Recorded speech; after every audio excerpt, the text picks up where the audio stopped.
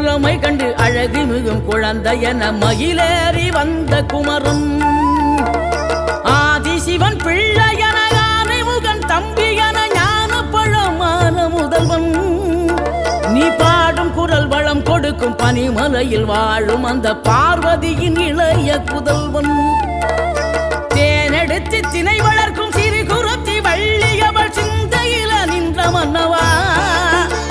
நீ நாடி வரும் பக்தர்களின் நாட்டம் அதை தனித்தருளும் ஞான குருநாதன் அல்லவா ஞான குருநாதன் அல்லவா